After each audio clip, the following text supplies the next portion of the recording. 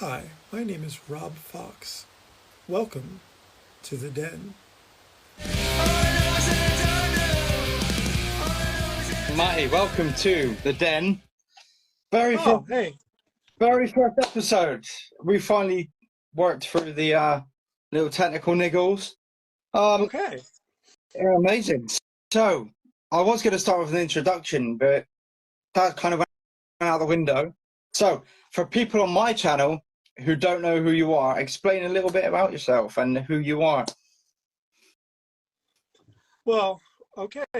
Thanks. By the way, thank you, Rob, for having me join you on your brand new podcast. And I'm excited to be I guess, your first guest on your podcast. And yeah, I mean, my name is Matthew Janitis. I'm here at the studio.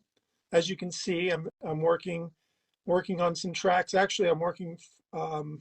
There's a person that goes by Life with Distortion on Instagram, and his name is Martin. And I'm working on a track for him because I promised that I was going to do it for him. And I was having some problems with my studio equipment, and as most music artists that are using digital interfaces this happens. It's just like Instagram was glitching earlier, but I'm happy and pleased that my studio is up and running fantastically. So I'm going to be working on all kinds of projects. Rob, I'm going to do something with you. And I'm definitely open to doing collaborations with artists that want to just DM me on Instagram, basically. Um, and then along with that, because I got everything working, I'm going to be working on my own songs. So I think it's like the store is open. The store is open, and I'm ready to work and create as much music in the next few weeks as I possibly can. That's my goal, and I'm here to, I guess, announce that to you on your new show. Amazing. That's really great to hear. Um, I think it's pretty cool that you've got your own studio, to be honest. Well, And as a matter of fact, I share this recording studio with two other colleagues of mine, Tuomas and Simo. And Tuomas, he's in the chats right now, and he's also the drummer for quite a few bands. One of the bands that he's playing drums in is called 96 Better Beings. So he's very busy himself, and I'm going to be making music with Tuomas as well because we share the same studio and we are both very talented musicians. And I want to make amazing music with as many talented musicians as possible. this is exactly why the Den has been set up, because I feel the same passion for you and your music. And being in the UK, I know that there are some fantastic talent here. And I want to get as many people on as I can to showcase that talent, interview them, just have a relaxed chat like we're doing, and try and get them out there and show the world that these guys deserve to be where they need to be. There are a couple of bands I've already got in mind. It's quite ironic that I'm saying up and coming, because you're quite established artist, to be fair. I mean, I listen to CKY, 96 Bear Beans, Andy McCoy from Hanoi Rocks. So it is a privilege to have you on the show and to be my very first episode. So I want to thank you for that. We'll get that bit out of the way. And yeah, welcome Thomas to the chat. I really appreciate you joining too. Um, so on the subject of 96 Bitter Beings, you've just released Flesh into Gear, the re-recording of it, which I listened to the other day, and it's phenomenal. How were there any sort of differences from the original track? We know the original track, but with the new track, was there anything in it that you thought, oh, I've never heard that before, let's give that a go, that sort of thing? Well, that would be a question that you would want to ask Darren Miller, and I would suggest that you have Darren Miller come on your live stream. I also would suggest that Thomas would be a great person to have on to the live stream as well. And yeah, I mean, 96 released that new song. There's going to be some more songs coming out very soon, and I'm just really excited and happy for Darren, because I know that as the songwriter for CKY, he was really excited to make these old recordings new again. And but again, it would be so much better to hear that from him, because I can say that he was happy and excited, but when he was telling me, I really could see that he was super excited about doing these. So yeah, that's true. 96 just released a new song. Um, another band that you forgot to mention, and I was talking to you earlier, and you told me you had gone to one of the FFU Of shows with Bam course. Margera. Yeah. And Yeah. I was trying to explain to you what those shows were like, and you told me that you were there. So for anybody that might not be familiar with a band, I produced an album with Bam Margera and his brother Jess and Murray. We all produced an album together, and we were touring for a few years. What was like, as a person that was at one of the shows in the UK, what was that like?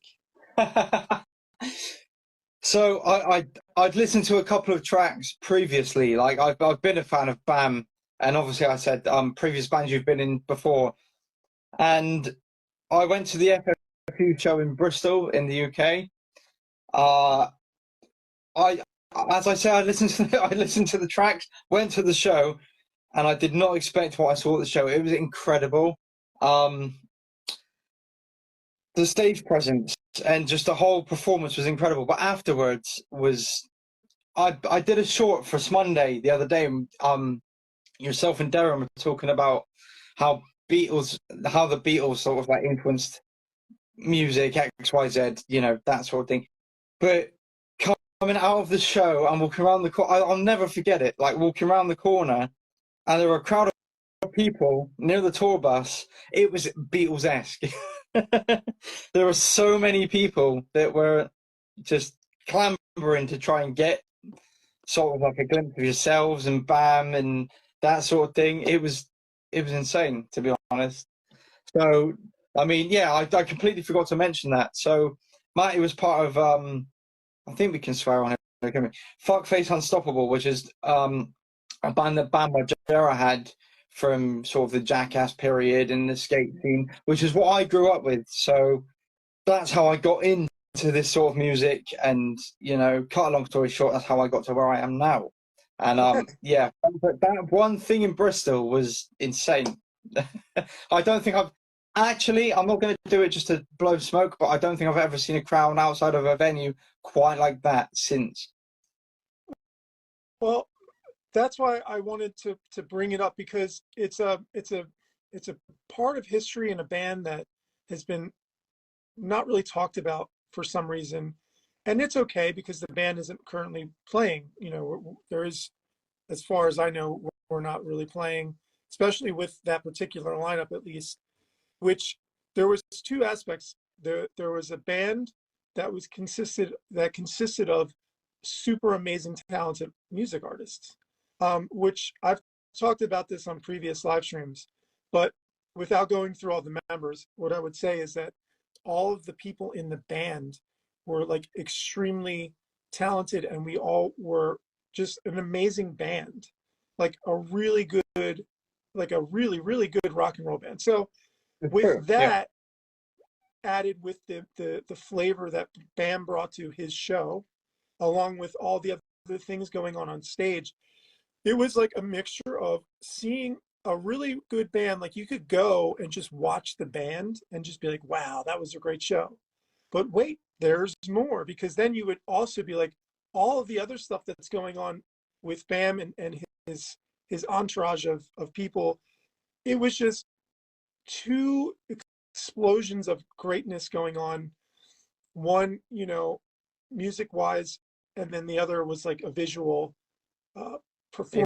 performance entertainment. So that was a really great time. And we actually toured the world, and we played many shows that were equally as big and as crazy as the ones that you might have seen. So that was really amazing, period. And then before that, I produced a band called Hello Cleveland, and another band that I should probably re-release this music. It's very hidden. Not many people know about Hello Cleveland. But I produced it, and I must say that it's amazing sound. What I was able to pull with Murray and Cleveland. Those songs are amazing.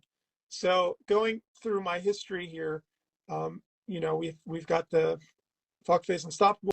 We got Hello Cleveland before that, and then I was doing CKY before that, and then I was doing, you know, there was a time when I was working for Hoshino USA, which is a Japanese company that makes Tama drums and Ibanez guitars, and I was working there for about 11 years. And during my span of working there, I created a record label with the president of the company and produced and released about 4 albums, a compilation album, and then we had shows where we would have like professional judges from like Guitar Player magazine come out, and then they would judge the bands that we basically, if you think about Ibanez Guitar Factory in Philadelphia, US, the people that worked there were mostly musicians. So my idea when I worked there was as a Libra and somebody that likes to bring people together, as I'm doing with MM Radio, this music podcast channel that we're working on. I decided, you know, if everybody here is in a band, why don't we make a compilation together? We'll have the company Hoshino fund it because they're making lots of money. Why not? And we will have a big show, and we'll release the compilation CD, and we'll give each band a certain amount so they can sell them and make some money, and we'll have a big celebration. And then that turned into convincing the president, Bill Rhyme, who is notorious for working with like Joe Satriani and Steve Vai and many others. He's a drummer, actually, Bill Rhyme. Pretty big name, to be fair, in the guitar world. Yeah, for sure. And you know, I convinced them to to let me start a record label, and then that's when we got the idea to have bands put out albums on the record label. And then the way we did it was by having a big show and having judges, professional judges, like I mentioned, come out, and then they would judge and decide who they thought was the band that gave them the most like good feeling that okay, they could be the ones that go on and make an album. So even though all the talent there was amazing, we had to pick one because we didn't have the budget to put 20 separate albums out. We can only put an album out at a time. So the way to do that, instead of me being the president of the record label, and Joe Beckett was the vice president of the label, we were also working there, so we would be biased. Our opinion, we couldn't pick a band.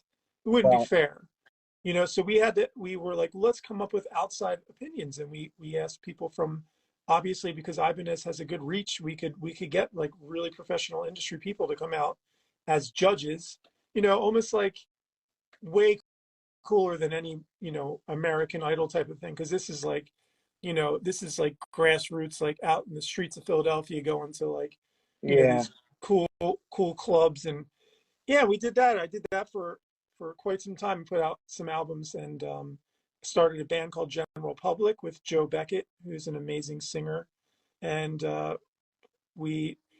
I also did an album for my old band Inbred, because we played one of those shows and we happened to win. One of the judges picked us, which again, it had nothing to do with me, even though I was running the label. It was up to the judges. So it was justifiably that we were the band that got picked, and we put out an album. And, you know, this was in mid 2000s, but, you know, I've talked to Darren, and Darren has been playing for years. And I guess, you know, this all started maybe in the 94, 95. And I was playing in my band Inbred then.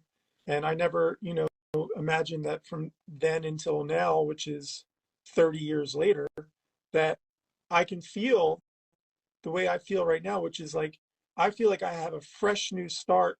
Like all the things, I mean, I haven't really talked about 96 and with Andy McCoy and some of the other projects I've done after Fuckface, but even still, all the stuff. Right now, me being in the studio, having free reign to not only record and make my own music, but to allow myself to collaborate with other music artists as I've been doing. I feel like I have a fresh new start, and that has a lot. That's a lot to say for somebody that's been doing this for 30 years. That I can feel like like it's 1994 again. And like it's fresh in you, and you've got, a new, yeah, Yeah, that's really good. and plus all the things that I've been learning over the years, and all the opportunities, which is a interesting word, because opportunities can come in many shapes and forms. And it's interesting because not all opportunities are good, and some opportunities can lead to disasters, which I've seen it. I've seen it, been there, seen it. Can't and will never say that I've been there and seen it all, done it all. Never ever. When we talk about the Beatles, like, yeah, those shows were Beatlesque, right? But it was nothing like, let's be real here. Nothing like the Beatles. The Beatles. The Beatles are, in my opinion, the the the band. The Rolling Stones, and I'm sure a few other bands you can throw in there. But for whatever reason, for me, But the the Beatles came first. Beatles are the pinnacle of, this is when bands were able to be bands. Like, there were music artists before the Beatles for centuries, but the Beatles were like the first that were, okay, here's the guys, we're a band, we have a logo, like we're doing it today. Like, everybody, get a band, come up with a name, get a logo, go out and play shows. And it's hilarious because it's still like that today. Like, if you want to be in a band today with like other people and you're playing, you're still kind of doing the same things as you were back in the day. Of course, everybody's doing things online now, and Yeah. everybody's making music on their computer. But I'm not talking about that. I'm saying, if you want to be in a band, you still can, and pretty much it's still done the same way. It's just now you just have more opportunities to promote yourself, and become your own marketing manager, and your own studio engineer, and your own producer, and your own merchandiser, and everything you have to do. You can either suss it out to other people if you have money, but like most bands that are starting out, they generally don't. So they just have to be creative, and go through the motions, not only making music, but doing everything else. Um, yeah, that's where we're at in today. And I love that, because it's a part of music. This part of music, being in a rock band or a metal band, is like, it's a piece of history. And I am blessed to be able to play with Darren in '96, and with Bam, and with Andy McCoy, who's a legend in his own right. I love that, and I love that I'm able to continue doing this, and eventually show more and more people, uh, especially younger people that are growing into this. I've played with quite a few younger people, most recently with a band called Velvet Division, they've now gone on to start a new band called Days Dolls. You should check them out, and they're great kids. I'm their parents' age, but we got along so good musically, and we had such a great time. That's the power of music. You can come from any shape of life, any gender, male, female, black, white, Hispanic, Asian. Music is an international language, and it's a beautiful thing. So for me to be able to be creating music in a studio, and have the opportunity to not only make music for myself, but for and with other musicians, I'm happy to bring it on. And like I said, at least for the next few weeks, I'm going to be hardcore doing it, and then I will be sporadically in and out as much as possible for the rest of the year, depending on how things go. And yeah. So I don't know, Rob, is that that was a big That's absolutely great. You say about collaborations and that sort of thing. Doesn't just happen with music though. It can happen with other things as well. And the way that, I don't know, the universe works, things can come together in exceptional ways. Like for example, you and I, as I said, grew up listening to yourselves in many different forms. I've recently got into your solo stuff as well, which I love to bits. You might have noticed that I promote most of my stuff with Bugs and Snakes. That song, there's something about it that even everything, the intro, the main riff, everything, you know, it hits right. But yeah, so with it, things come together in a strange way. And obviously people on your Instagram don't know who I am. Like, I'm a complete stranger, I'm new, you know. So we came together by you have Monday with Baron, and you need an intro, I created an intro, sent it over, you liked it, thought nothing more of it, you know, went about my business, and you were like, oh yeah, great, cool, I really like it, we're going to use it.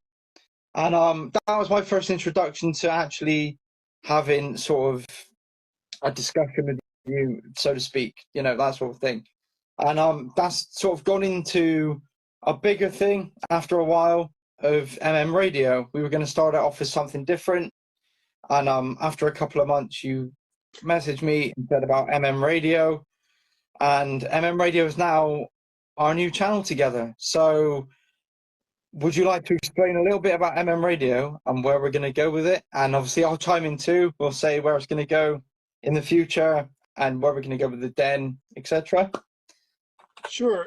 Yeah, I'm happy to explain it. And I want to go back to what you did with Monday. You saw us, Darren and I, doing Mondays, and you got involved and you reached out and said, hey, can I, you know, I can make you a, I'm sure we were probably asking people to do it too, but either way, you reached out to me and you said, hey, I did this intro video for you. And, you know, I have to say, like, a lot like bands used to do in the day, like, nobody knows unless you play shows. That's how the saying goes. And it's very true. Like, if you're a band and only play in your garage, then you're only going to get as big as maybe your family and your parents' friends are going to allow. The way you can expand and network yourself is to go play shows and meet people, and that's how it works. So a lot like then, today, the something we still need to do, but on top of that, another way of doing that is by just reaching out to people on social media. For example, I've been known as the godfather of guerrilla style live streaming, because what I did when the pandemic started is I got on Instagram and I just started messaging all these music artists, random people I've never met, pages that look cool, pages that were big, pages that were small, you know, followings. And surprisingly, everybody, most 95% of the people, 96 maybe, well, because of 96% of the people got back to me and also said, yes, we would like to do a live stream with you. And that was amazing. And because of doing that, I have, you know, hundreds, if not, I must be somewhere near 1,000 live streams probably by now. But it's not about the amount of streams, it's about the amount of people and connections and networking that I've gotten through all of that, which is amazing. And I've been able to I've been able to not only collaborate, but I've watched bands grow. Like, for example, Alice Lane, she goes by Alice Zombie. She's from Italy, and we were doing live streams with her and Jamie Hembry, another live streamer I was doing streams with. And I watched her from going from her all-girl band, which they've now reformed with a new name and they are amazing, to flourishing, and now she's the lead bassist in Infected Rain with Lena Scissorhands. And Lena Scissorhands was another. I need to cut you off there. When I saw that you did an interview with Lena, I was like, oh my God, Lena, that's amazing. Because Infected Rain are one of my favorite bands. Okay. So, as I said, like, the interjoining of, you know, the ethos of life. that was interesting, because I was watching Lena Scissorhands exploding on Instagram as an alt model and also as a singer in a metal band. And I was Okay. watching what she was doing, and she was always like live streaming and commenting people, and her channel was at that time was growing and growing. And I just reached out to her and I gave her props. I said, you know, I really appreciate what you're doing. You're really inspiring to me, and would you like to do a live stream? And she said yes. So from there we've done a few, and like I said, you know, chatting with Alice, who's now the bassist in Infect and Rain. Alice and I have she's recorded a song with me, and that was Wow. before any of this has happened. So I've watched many artists. Courtney Nord is another incredible. I do a weekly podcast called the Matty and Courtney Radio Show, I was and it's with going to Courtney bring that up a Nord. little bit later, but yeah, carry on. You should definitely, you know, Thomas and Darren, Courtney Nord, you should have her, because she was an artist that I just randomly again went on Instagram and just saw this artist posting all these eclectic, cool, like artsy, like material. Mm. And at the time she had just been she was just starting. She was just starting. And I just wanted to do a live stream with her, and I did, and that turned into doing another one, and it turned into doing another one. And then she was getting inspired, and she started growing, and now we do a live stream together. She's exploding with talent. She's going to school for business law to be an entertainment lawyer. She's doing sync licensing. She has her own class. She's written a book. She's got really good collaborations with a ton of artists that she's acquired from doing all of her live streams, including myself, which we've worked on 2 songs together now, and we're working on another completely separate project I'm working on with Courtney and my friend Hattie from Puuhajoki here in Finland. And she is like her Spotify numbers are growing every day, and like Yeah, I've noticed that. she's like so she surpassed me by a long shot, like so fast. But you know, it was just amazing. It's amazing to watch people grow, and instead of having that word called jealousy, I actually take that and I use that for fuel to inspire me and make me want to be a better music artist or a better content creator.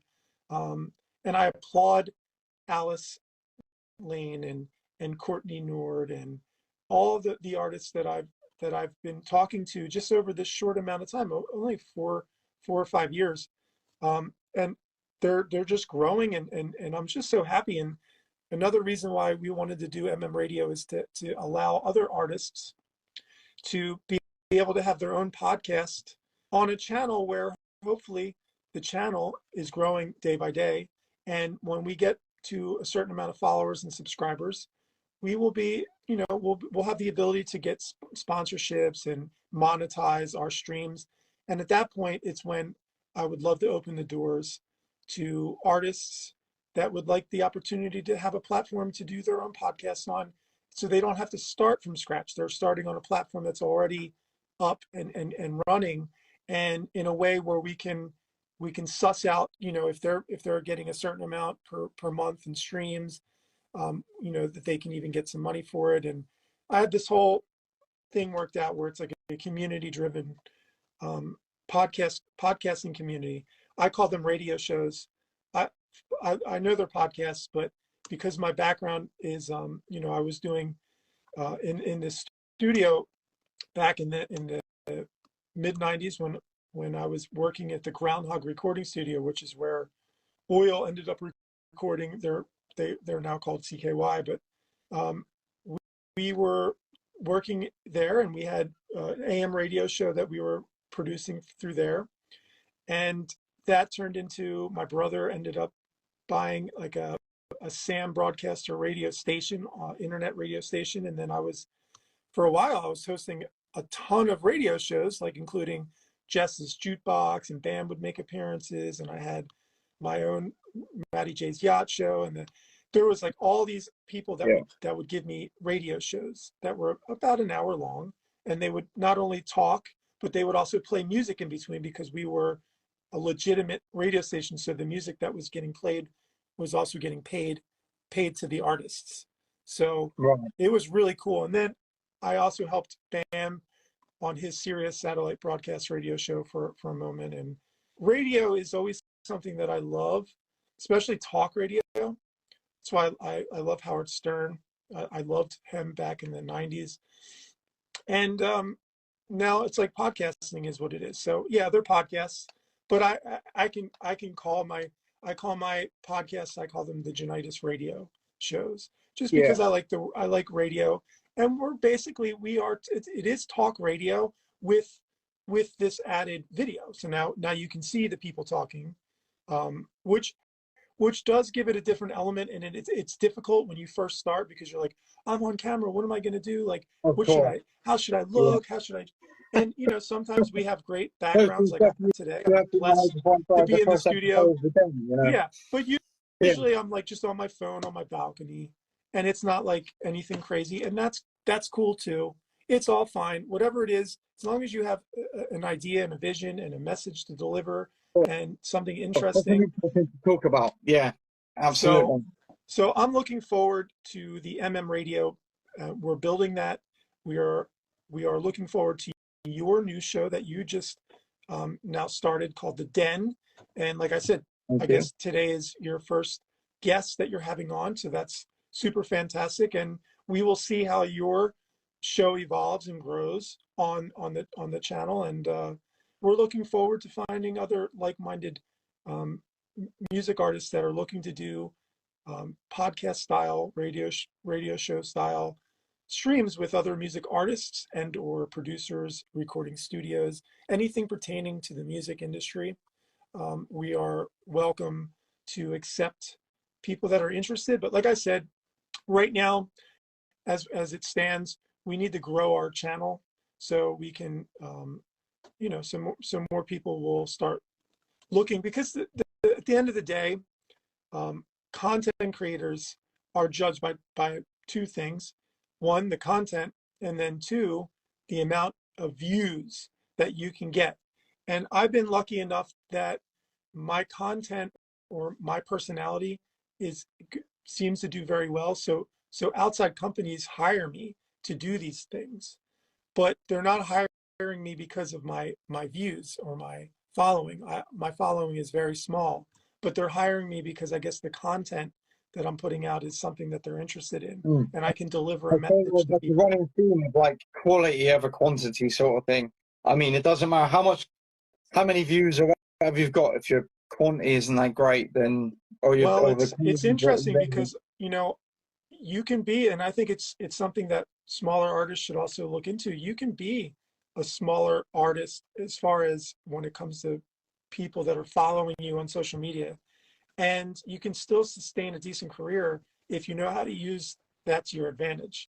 So maybe yeah, you only have 500 followers on YouTube, but if you offer a course, or you have a book that you're selling, or you offer lessons, or you do something because you're a very valuable person or music artist, and your content is very valuable, you don't need to have 400,000 followers on yeah, Instagram to be yeah, able to sustain yourself, a side hustle or even a full-time career. You can have 500 like people that are very into what you're doing, and as long as you have something to offer them, and they're there to support you, and they want to digest what you're offering them, that's something that smaller artists should look into, instead of feeling like it's a struggle every day to just get as many followers and views as you can.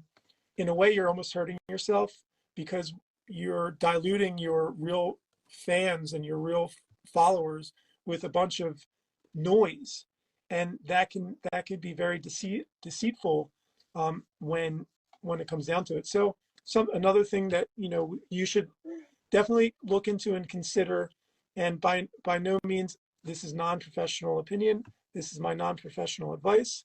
Do what you please, but these are just some of the things that I've been picking up, through doing these. that is amazing advice, and I think that's a really good part of the show. To be fair, and the crux of the show, which is bringing people who want to get to where the higher, bigger artists are, to be where they want to be, that is a great bit of advice. Don't dilute your stuff. Believe in yourself. You know, don't sort of pander to, oh, I need these amount of views, I need these many subscribers, you know, that sort of thing. If the quality of your content is good enough, the people will come.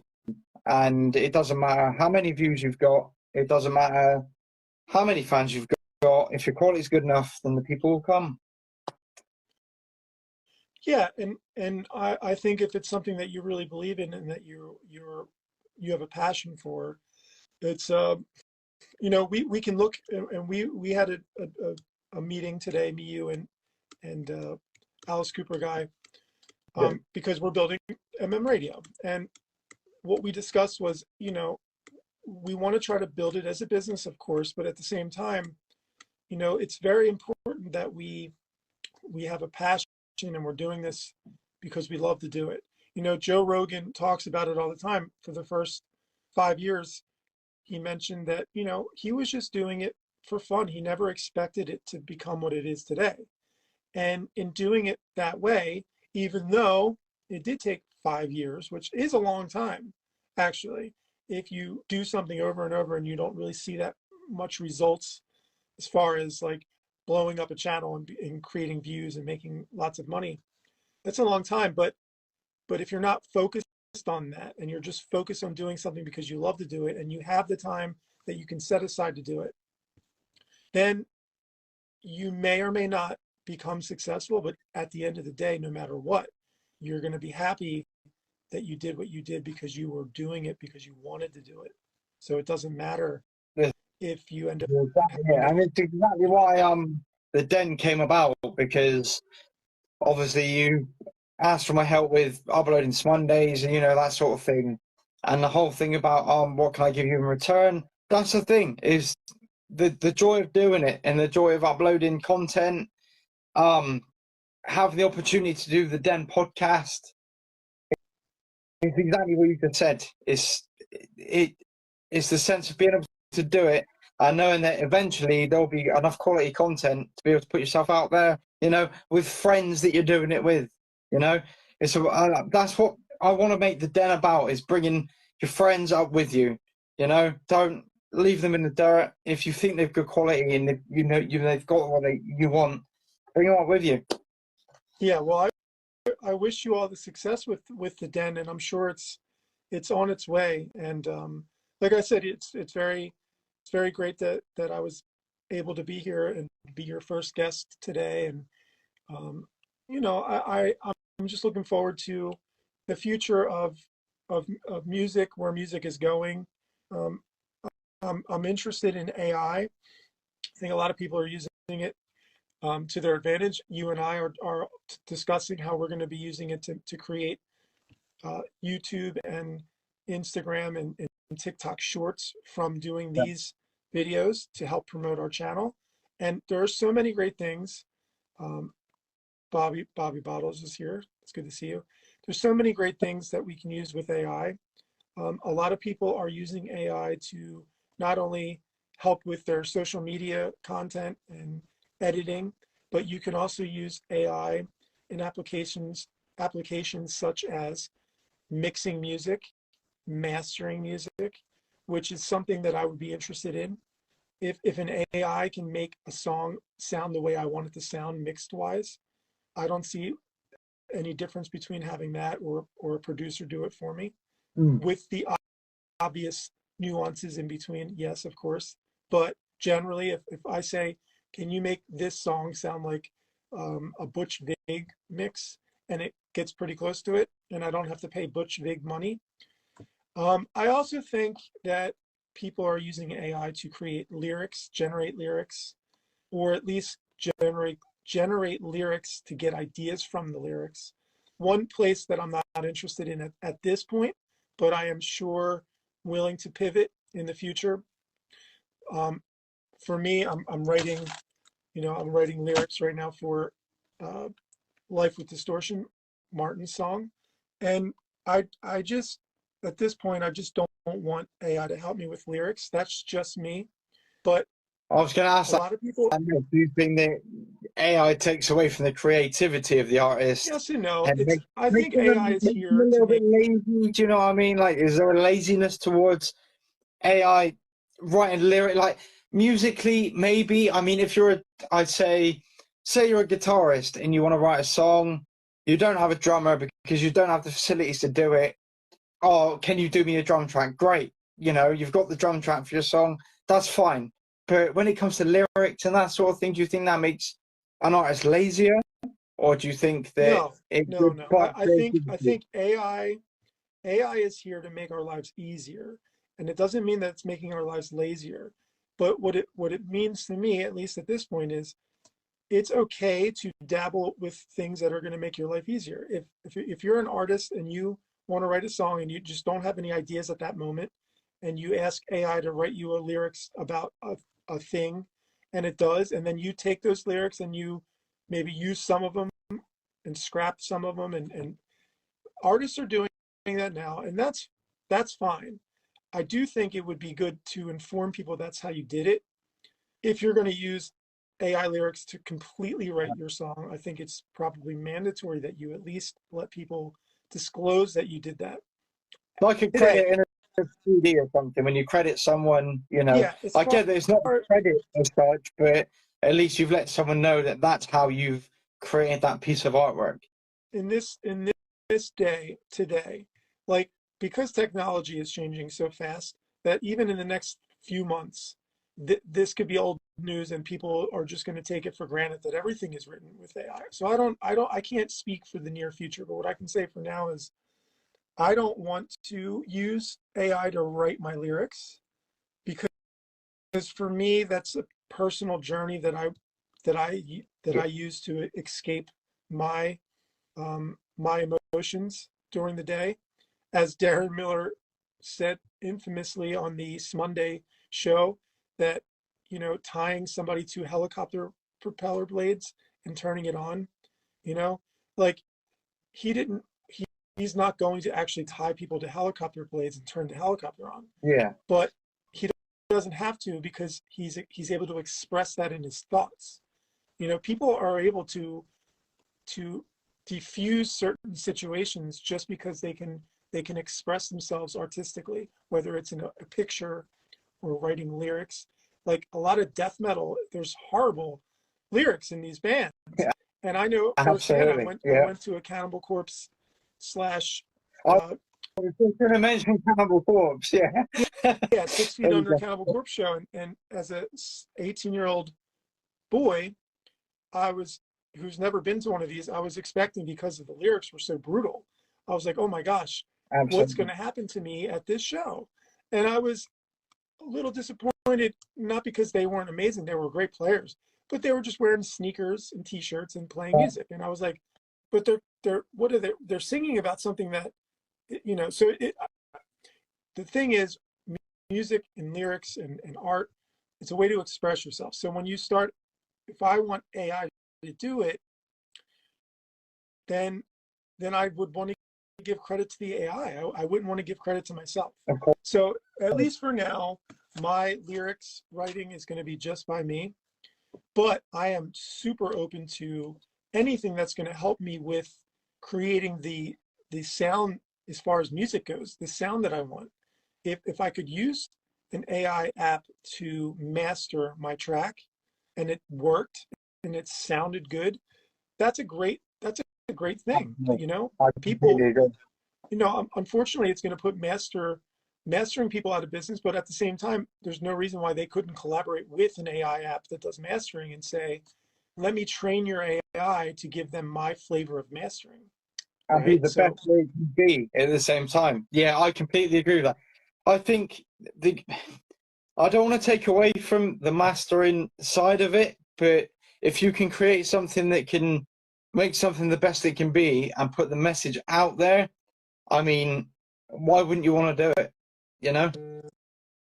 well, there's yeah, so it's an interesting time that we're in, to be honest. It's super interesting. Like, are we going to Mars? Are we going to uh, reveal that aging is nothing but a disease and we're going to fight aging? Are we using AI to create everything for us? It's a very interesting time. And I'm very interested in all those aspects that I just mentioned. But one thing is, because I grew up I was born in 1980 and I grew up in the 90s listening, I guess I'm still falling on the legacy end of things when it comes to music and being like the Beatles and doing these things. And I'm happy to dabble and explore into the new realms of possibility when it comes to technology. Super excited about it. But I have to keep in mind that there's people that are being born today that are never ever going to realize what, like I was walking down the street the other day and with my 3-year-old son, and a robot drove by that was delivering food. So he's only growing up seeing robots delivering food. He doesn't know anything else. So there's that age gap where those people will never know what a rock and roll band is unless they go through the archives in some sort of whatever they're going to go through then to find old archive footage. And it would be nice to be able to, and there probably will always be a place where you can actually see one of these rock and roll bands, whether it's from a bunch of old guys like myself or from younger kids that are just doing the same thing. Yeah, this is it. Like you even if you look a bit like with delivery vehicles, I know you say about the robots, we don't quite have them in the UK yet, but you get online ordering. Like if you put out to music, it used to be you go into a studio or a garage or a garage and you write and create everything that you want to say.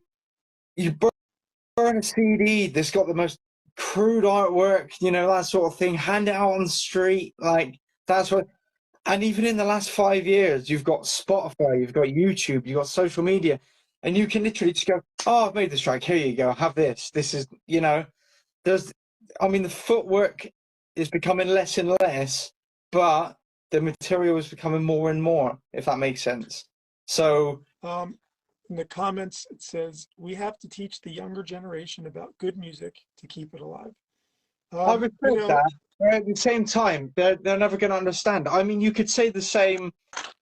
So I digress a little bit, but dial-up internet. I mean, back in the day, you used to have to wait until your parents had finished on the phone before you could go onto the internet, and now you can literally just click a button and bang, you're there. And times change, so I guess my next question would be, with times changing, I mean, where are we going to be in, say, 5 years' time? You're not going to be standing with a CD. Like, you know, CDs are going out as they are. I mean, I've got a lot of them, but, you know, like in my old band, we had the discussion of, do we actually want to burn CDs and print them to give that out? And why were we doing that? Were we doing that because the older generation wanted them because they could listen to them in their older cars, you know? Or, you know, is it a nostalgia thing? Because everyone these days, the younger generation, has Spotify and YouTube and social media to find these bands, you know? Well, it's always going to be around. There's always going to be tape cassettes. There's always going to be an audience of people that are hip and cool that want to do that. I don't think that's going to go away.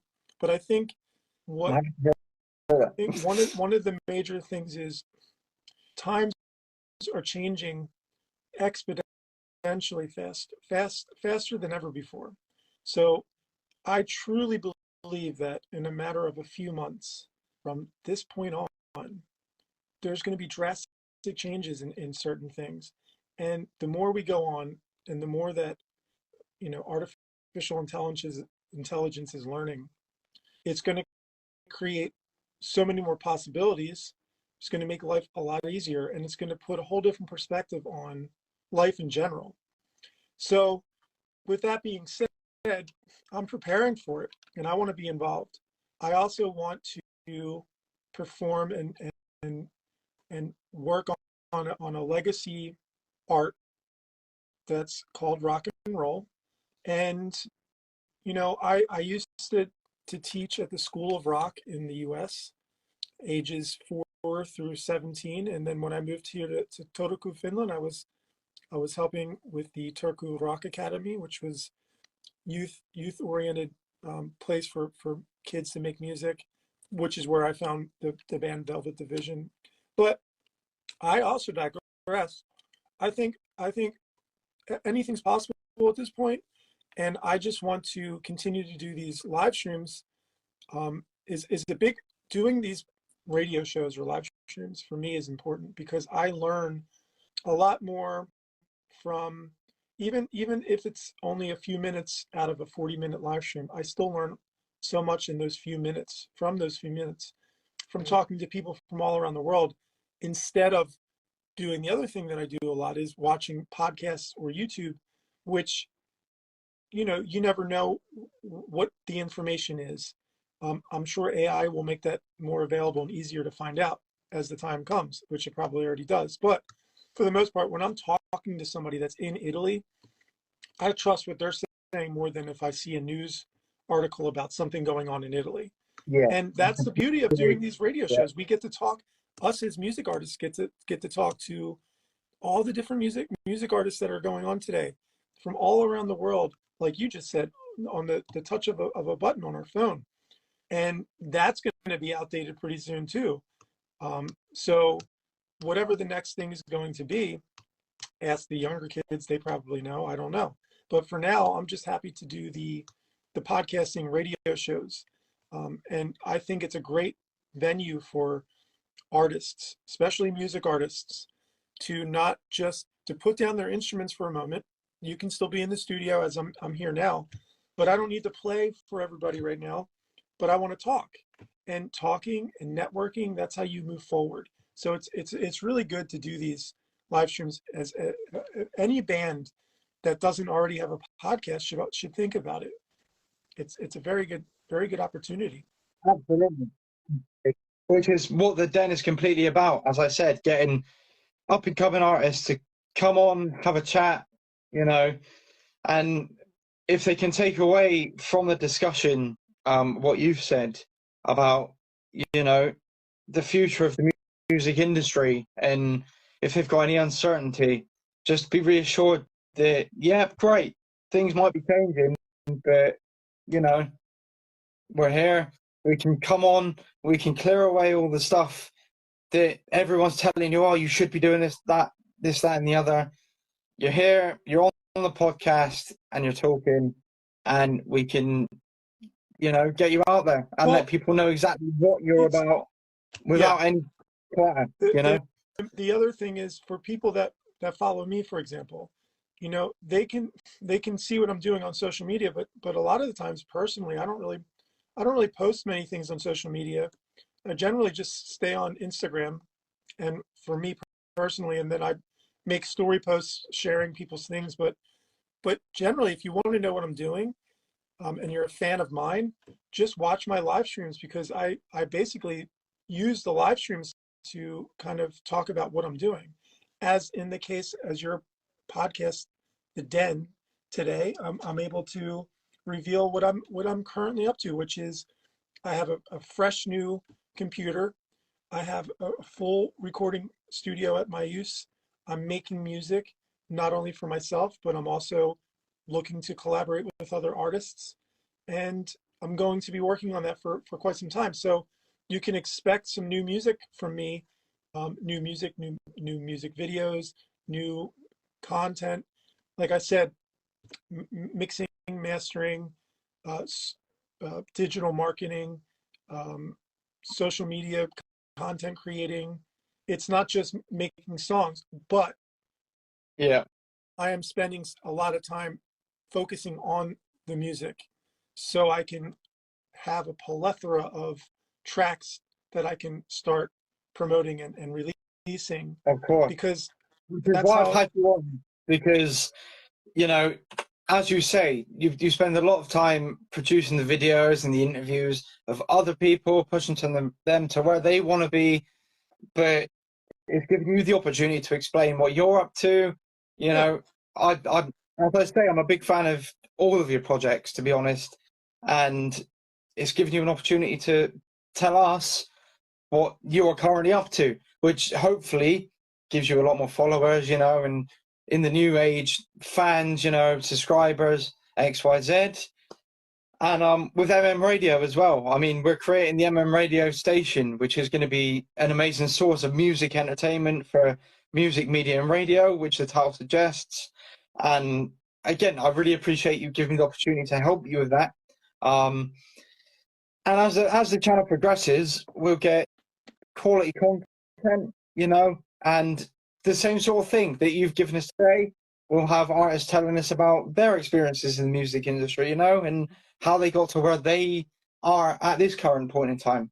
Well, you know, I'm really doing nothing different than I've done back when I started my first compilation, which was before the Ibanez Tama record label I started. I was working at Groundhog Recording Studio, and I was doing live sound, and I was actually a venue promoter and a live sound man in my local town. Right. So I would book shows. I would bring my own. I bought a PA system. I would do sound, and I had a black book full of bands that I would call all the time.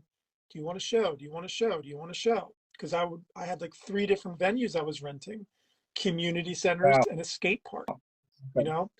So that was going on. I was 16. And then I decided to make a compilation with this big book of bands that I have and a recording studio that I work with. No brainer. How about I make a compilation where I set up all the instruments and have each band come in for 2 hours and do one song? And it was immensely successful. It's called Workers' Comp. If anybody has a copy of Workers' Comp, that is an amazing album. Army of the Forks, which is an amazing band. Chad Ginsberg, myself, my brother, Steve, Ron, so many people in this band called Army of the Forks, which is featured on Workers' Comp, but I digress. That album, which I made 1,000 CDs, gave each band a certain amount of CDs. Every band sold out their CDs. We had a big release show. We made a ton of money. I made a ton of money for putting everything together. It was super successful.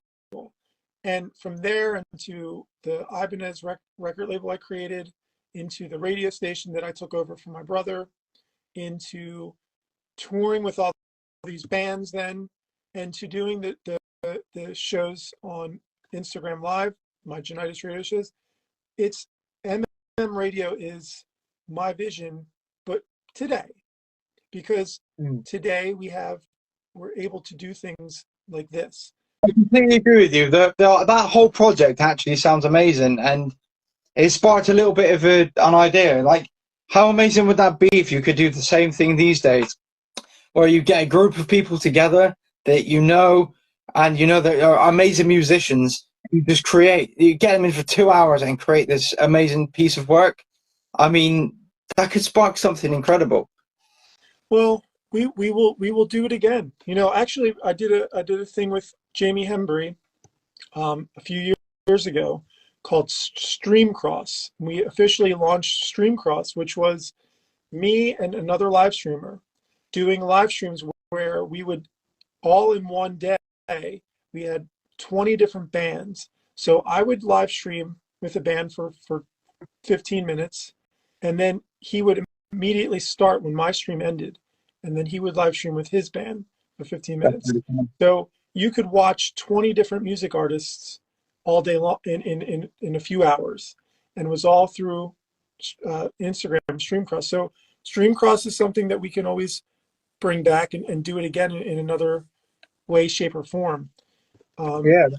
There's so many possibilities, but either way, this radio station, Radio Live, Music Media Radio Live, is right now just built from all of the streams that I've done.